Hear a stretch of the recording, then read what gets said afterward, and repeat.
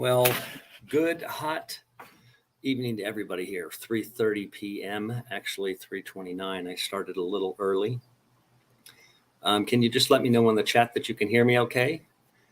And let's make sure that my microphone settings and everything is all looking like it's spick and span. Give me a thumbs up. Give me a 5x5 if you have to in the chat, but just let me know that you actually hear me. And then I'll get started. Great. So I'm having this conversation with you from where I contemplate these things. And this is really going to be just an open contemplation about some things. It is extremely hot. It's about 112 in the shade. So if I look like I'm sweaty, I am. It's hot. And this is where I wanted to be because this is where I sat and spoke and prayed and meditated on. I have been over the past month, but over the past few weeks, I've noticed some things. And what we do here on this channel is we talk about the spiritual elements to everything because we are in a spiritual battle. This is a spiritual battle. We cannot forget that. And that's really why I've used the Vortex in this video. And I'll go as long as I can, as long as this laptop will actually withstand the heat and not start to melt down. I've come secured with a number of bottles of water, so I will be hydrating myself regularly. But everything that we do here is contemplating that battle and this journey that everybody that is here is on and has been, sometimes multiple times. I'm on another one. Melia's on another one. But what the enemy means for evil, the Father means for good. And so I'm going to get to that because just like Christ said, all of these things must come to pass. And so this is you always just have to understand it as everything is Father filtered, Liz always said. And so this is part of it. Christ didn't walk up to the top of the mountains just once. He went up a few times. I'm sure he was rehearsing for the final time. And he also got out of Dodge from time to time because he needed to. And that's the Christ in all of us. But what this vortex is right now here spiritually, it's a spirit. You can see it operating all over the world. That's why I said I'm not going to tell you the news. You already know the news. You know it's not good. You know that society is cracking. You know that governments are collapsing. You know that this stuff is falling, period. And you're just waiting for the fuse that's actually going to light it all off. And it's a very glim future, but it's also a beautiful one. And that's why I wanted to talk about this, but we have to talk about the glim aspect of it to understand the beautiful aspect of it. And this is just from me experiencing this and having to go through this again. It's amazing. And I have to be thankful for it because I know it has to happen.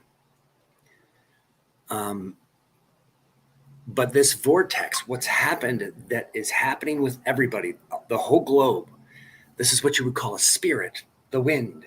That's all it is, right? It is and it comes through society. It comes through what you watch. It comes through everything gets culminated into the spirit that took literally 75 years to manufacture within the psychology of the society, that spirit could even exist and have influence. Long-term strategy, this enemy guy. And using our souls and our spirits against us and our goodwill that we actually want against us, and then calling it good and evil. So it is a vortex that has taken place, and myself and Melia's position right now. We are in divorce proceedings. I filed. It is awful. Okay. Awful. but can be beautiful. But it's awful in a way that I can understand the vortex. So that's why I felt the need to talk about this, because as I was contemplating this, I was understanding how the vortex operated. How did it work? How does that vortex work, and how does it function in us, all of us? It comes at you in every direction. Just think about a tornado. Every direction, every piece of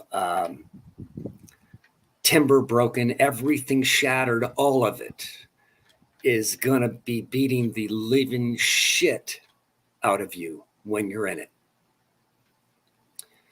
And it becomes impossible. And this is what's happening politically. This is what's happening in thousands and thousands. People can't even calculate the amount of divorces taking place right now. It's astronomical. The attack on people being together, stand 6 feet apart, everything, all of it is about disconnecting us. That vortex is a son of a bitch, and it comes in spirit. And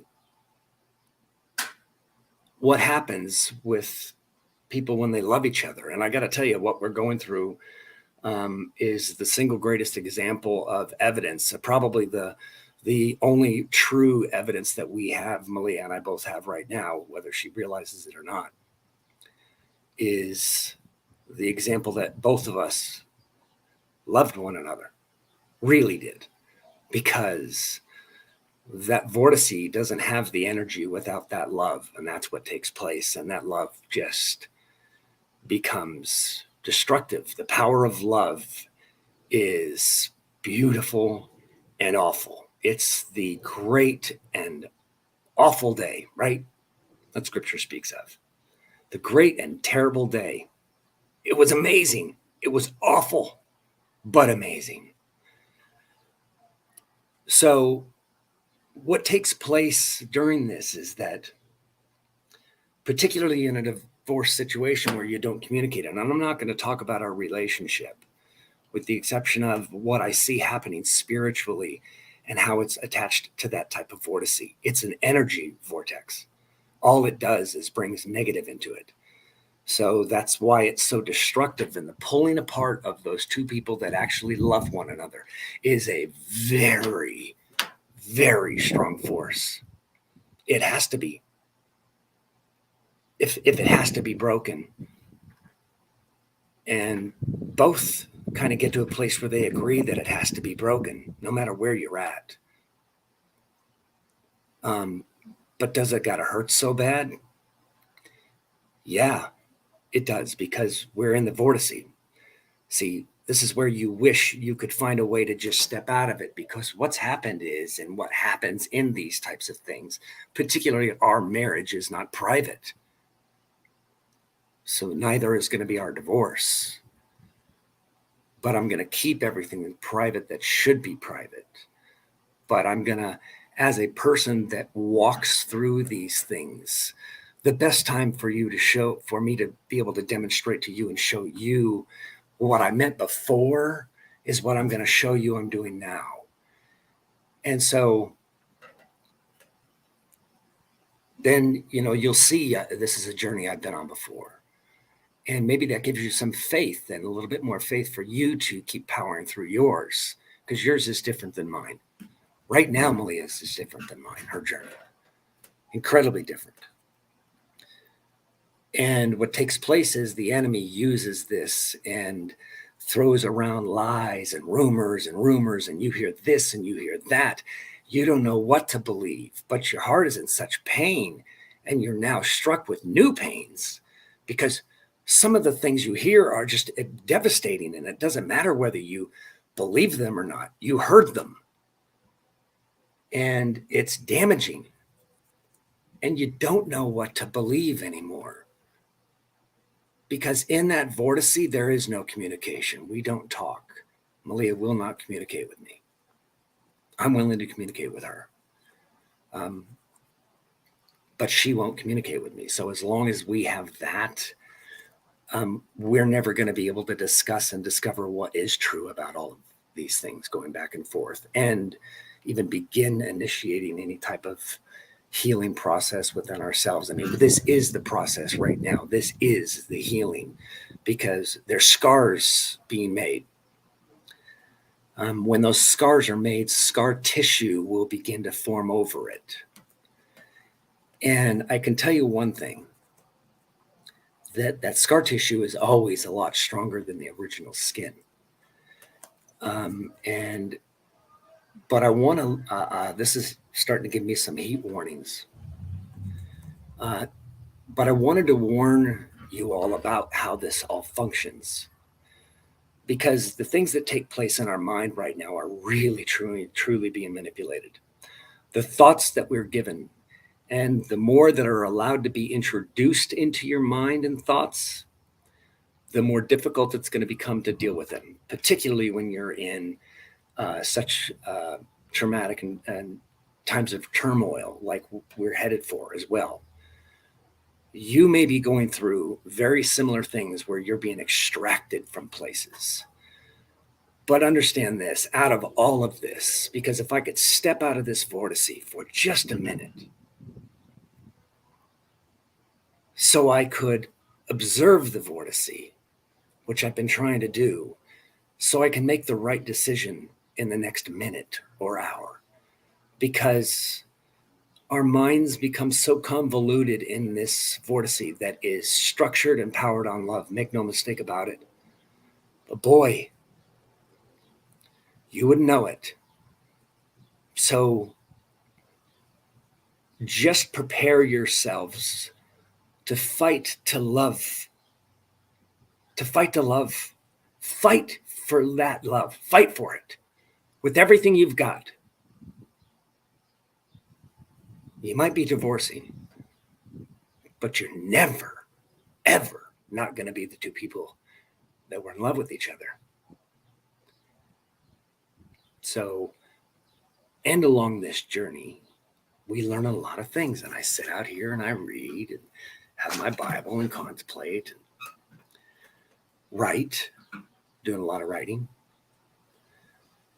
And which I will share because it's all spiritual. Everything that I'm learning on kind of a new walk of how you agree to get better at this. And the first place you agree is with yourself. And the first place and the first person you have to love at that point is yourself. But fight for that love for the others. And I mean everybody. Anybody that you love, no matter how torn things are, fight to maintain love for them. Hate no man. We cannot have that on our hearts for what's coming next. We cannot. And this vortex is intended for all of us, not just Melia and I. You find that all through Scripture. The enemy prowls, looking to destroy. But I can tell you this. I can see the beauty in all of this. I can. It's going to be hard to get there. But I can see the beauty of it, where it can go. And what can be learned and obtained from it and shared and helped with others that we're all going to encounter. So when you learn, you store up these things. This is the oil. Store up these things. Love one another at all costs. I love you very much.